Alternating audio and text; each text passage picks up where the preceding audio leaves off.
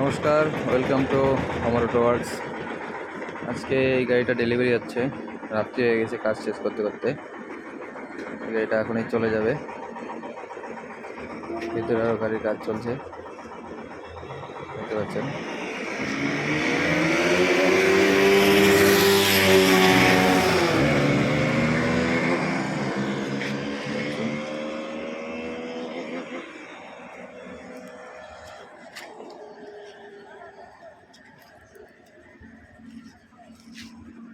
কেমন লাগছে কাজ একটু জানাবেন আপনারা কমেন্ট করে।